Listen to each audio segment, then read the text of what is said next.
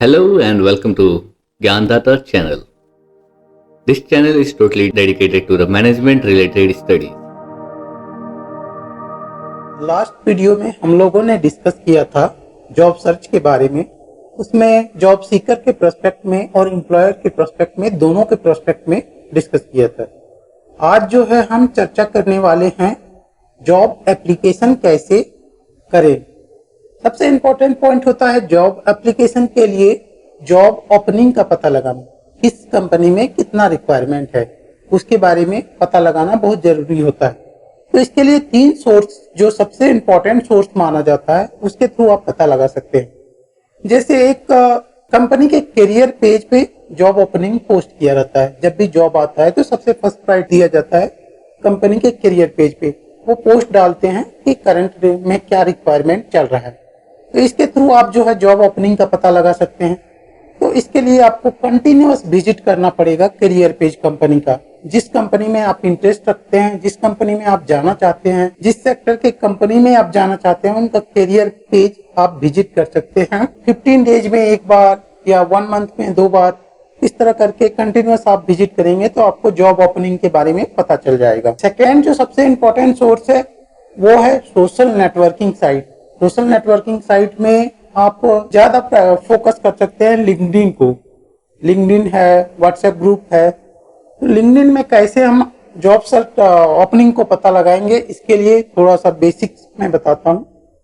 LinkedIn में क्या होता है कि कंपनी के एम्प्लॉय का प्रोफाइल बना रहता है।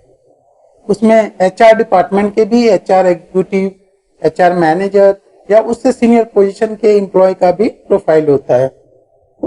जब भी कोई कंपनी में रिक्वायरमेंट आता है, करियर पेज में फर्स्ट उन्हें पोस्ट किया जाता है।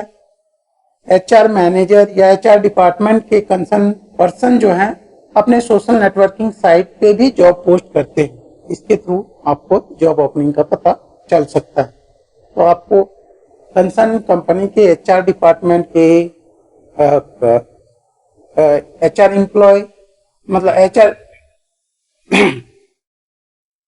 हाँ, आप जो है concern career social networking site में लिंक्डइन को फोकस कर सकते हैं। लिंक्डइन में क्या है कि हर एक एम्प्लॉय का प्रोफाइल बना होता है। उस प्रोफाइल में आप विजिट करके जॉब ओपनिंग पता लगा सकते हैं। और थर्ड जो और इम्पोर्टेंट पॉइंट है, आप रेफरल के थ्रू भी जॉब ओपनिंग का पता लगा सकते हैं। तो जॉब ओपनिंग का पता लगाकर आपको जॉब एप्लीकेशन करना है तो ज्यादा चांसेस होता है सिलेक्शन का। स्क्रीनिंग और शॉर्टलिस्टिंग प्रोसेस में आपका सीवी को इंक्लूड करने का।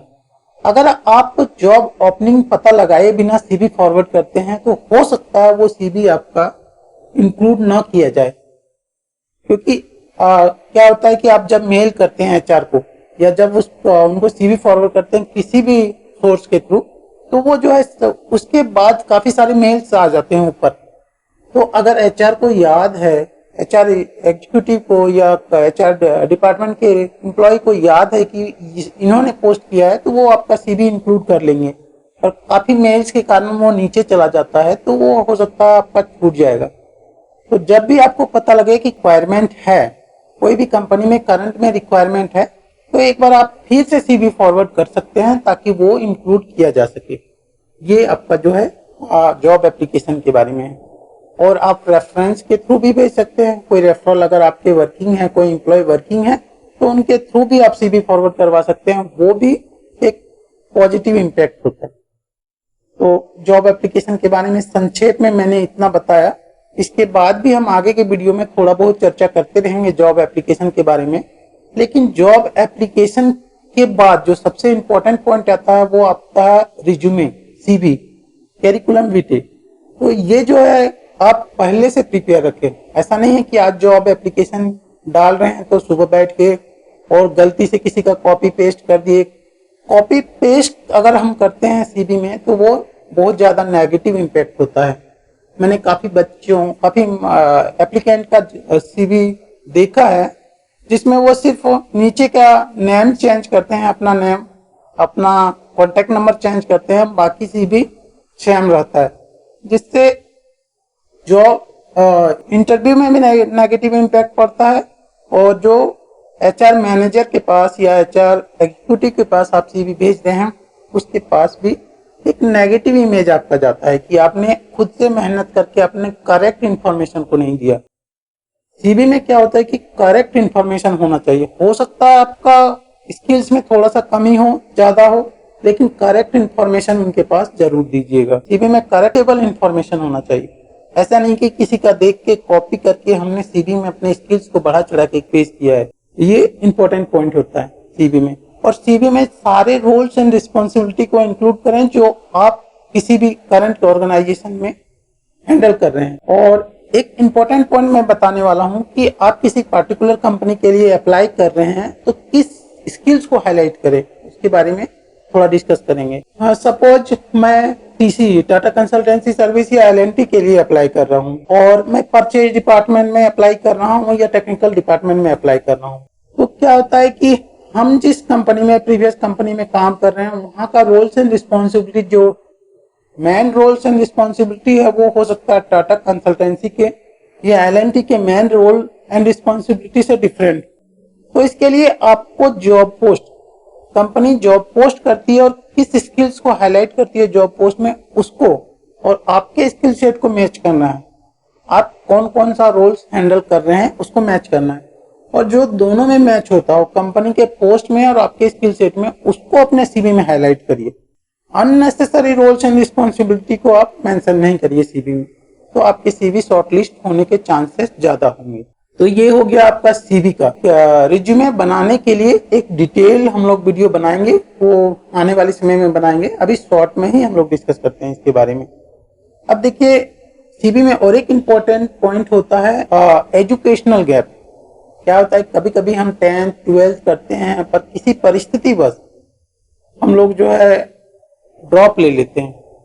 हो सकता है हम चाहते हैं कि किसी अच्छे कॉलेज में हमारा दाखिला हो, ना होने के कारण भी हमें ड्रॉप लेना पड़ता। उस गैप को रिकवर करने के लिए सबसे पहले तो आप कोशिश करें कि गैप ना ही ले।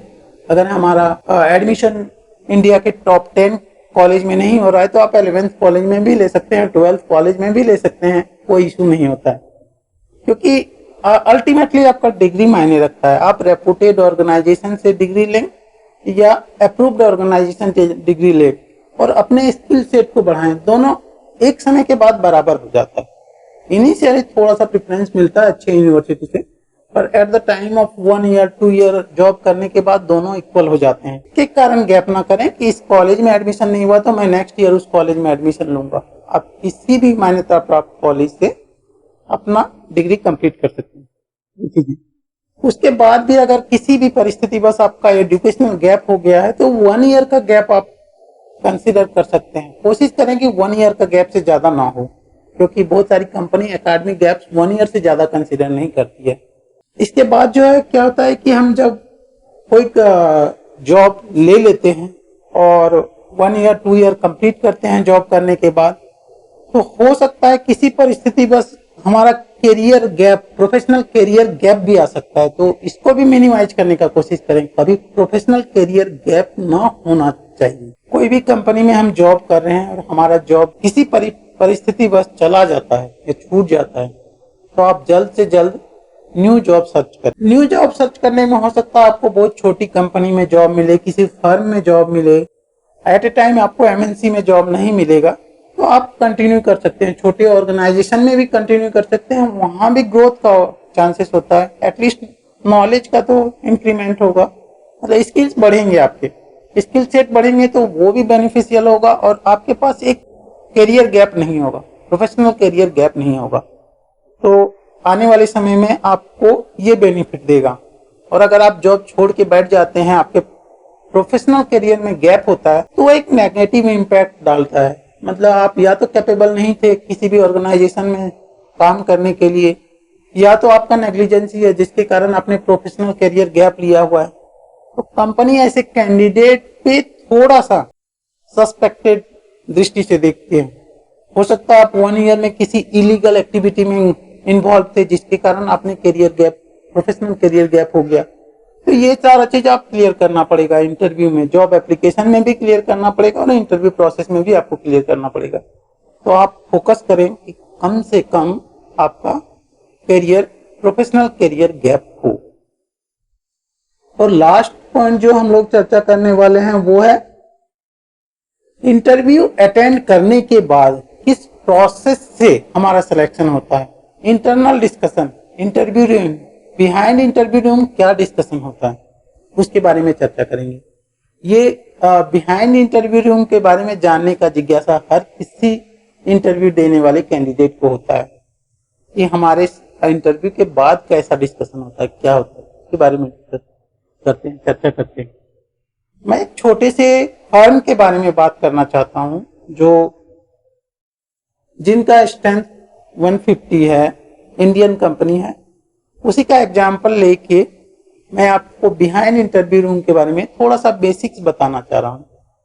ये इंडियन कंपनी है और इनका प्रोसेस कैसा होता है कि ये इनके ऑनर डायरेक्टर सर रहते हैं इंटरव्यू बोर्ड में। जब भी कैंडिडेट इंटरव्यू देता है तो इंटरव्यू प्रोसेस के गुजरने के बाद, इंटरव्यू खत्म होने के बाद HR टीम और डायरेक्टर सर या जो भी कंसर्न इंटरव्यूअर है एक पैनल बनकर उनका डिस्कशन होता है कि टेक्निकल पार्ट कैसा था इनका। और टेक्निकल पार्ट के बाद सबसे इंपॉर्टेंट, सबसे फोकस इंटरव्यूअर करता है आपका एटीट्यूड के बारे में। आपका एटीट्यूड कैसा है, पॉजिटिव है, नेगेटिव है। आपके टेक्निकल पार्ट में थोड़ा बहुत कम ज्यादा हो सकता है, उसमें इशू नहीं है, लेकिन आपका एटीट्यूड यदि गलत है तो रिजेक्शन 100% चांस होता है।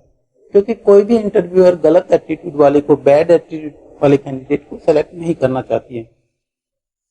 इस कारण पॉजिटिव एटीट्यूड रखें और जब भी आप इंटरव्यू अटेंड करें तो काफी शालीन व्यवहार करें कंसर्न इंटरव्यूअर से। अगर यदि आप कुछ भी मिसबिहेव करते हैं तो सिलेक्शन के चांसेस 0 होते हैं, वो आपको इग्नोर करेगा। कोई भी चाहता है कि हो सकता है स्किल सेट कम हो लेकिन बिहेवियर अच्छा होना चाहिए ताकि मैं उसको सिखा सकूं और वो सीखने के बाद प्रॉपर वे में वो काम को डिलीवर करे। तो आप इंटरव्यू में जब भी अटेंड करें तो टेक्निकल स्किल्स भले आपका कम हो सकता है लेकिन आपका पॉजिटिव एटीट्यूड होना चाहिए। हमेशा इंटरव्यूअर पॉजिटिव एटीट्यूड वाले को कंसीडर करती है। अगर लो टेक्निकल स्किल भी हो, एवरेज टेक्निकल स्किल भी हो पर पॉजिटिव एटीट्यूड हो तो उनका सिलेक्शन होने के चांसेस ज्यादा आते हैं as compare to high skill set वाले बैड एटीट्यूड वाले की कंपेयर में। तो ये चीज फोकस करिएगा कि हमेशा पॉजिटिव एटीट्यूड रहे, बिहेवियर पोलाइट होना चाहिए। आप किसी चीज को लेकर रिजिड नहीं हो सकते हैं। हो सकता है इंटरव्यूअर गलत हो पर उन्हें पोलाइटली उनको ये बात बताइए, सर मेरे विचार से ये सही है, आप एक बार फिर से मुझे सजेस्ट करिए कौन सा चीज सही है। और आप किसी भी चीज को लेकर उनसे बहस नहीं कर सकते। हो सकता है इंटरव्यूअर गलत भी हो लेकिन आप उन्हें पोलाइट वे में इस चीज को कन्वे करिए। ये सारा चीजें, पॉजिटिव एटीट्यूड होना चाहिए, टेक्निकल स्किल आपका स्ट्रांग है तो सिलेक्शन के चांसेस 100% बढ़ जाते हैं। और अब एट ए टाइम फाइनल कर दिया जाएगा कि कैंडिडेट का टेक्निकल स्किल अच्छा है, बिहेवियर अच्छा है, प्रेजेंटेशन अच्छा है, इसलिए इसको सेलेक्ट किया जा रहा है, इसको ऑफर जनरेट करेंगे हम लोग इसी वीक या 15 डेज 20 डेज डिले तो होता ही है ऑर्गेनाइजेशन में एज पर रिक्वायरमेंट। पर फाइनल एट ए टाइम हो जाता है कि भाई इसका टेक्निकल स्किल अच्छा है, बिहेवियर अच्छा है, प्रेजेंट करने का कैपेसिटी अच्छा है इसका और ये अच्छे से काम कर लेगा, तो एट ए टाइम फाइनल हो जाता है। अब सेकेंड लेवल वाले जॉब एप्लीकेंट के बारे में बात करते हैं। अगर यदि उनका टेक्निकल स्किल एवरेज है और उनका एटीट्यूड पॉजिटिव है, लर्निंग है, गुड लिसनर है, तो उनका भी सिलेक्शन के चांसेस बढ़ जाते हैं। वो पॉजिटिव वे में उनको कन्वे करते हैं कि भाई ये भी कैंडिडेट ठीक है, थोड़ा सा टेक्निकल स्किल इनका एवरेज है पर ये आने वाले समय में टाइम देने से ये सीख जाएगा, तो वो भी चांसेस 100% होते हैं। लेकिन आपका टेक्निकल स्किल काफी अच्छा है और आपका एटीट्यूड नेगेटिव है, आप रिजिडिटी हैं, मिसबिहेव कर रहे हैं इंटरव्यूअर से, तो रिजेक्शन 100% होता है। उनको नहीं रखना चाहते हैं। कोई भी कंपनी के इंटरव्यू पैनल वाले जो भी शॉर्टलिस्ट करते हैं वो नहीं चाहते हैं कि इस कैंडिडेट को शॉर्टलिस्ट किया जाए। तो इस चीज पे फोकस रखिएगा। बस इतना ही बेसिक डिस्कशन होता है एटीट्यूड के बारे में। लिसनर गुड होना चाहिए, ऐसा नहीं कि वो इंटरव्यूअर आपको बोल रहे हैं और आप इग्नोर करते हुए खुद के बात को प्रेजेंट करते जा रहे हैं। अब गुड लिसनर बनिए, वो क्या बोल रहे हैं समझिए, सुनिए, समझिए फिर रिप्लाई करिए। एटीट्यूड पॉजिटिव हो, गुड लिसनर हो, प्रेजेंट अच्छे से करिए। जो चीज को अच्छे से प्रेजेंट कर पाते हैं उसी को प्रेजेंट करिए, जो नहीं कर पाते उनको शॉर्ट में बताइए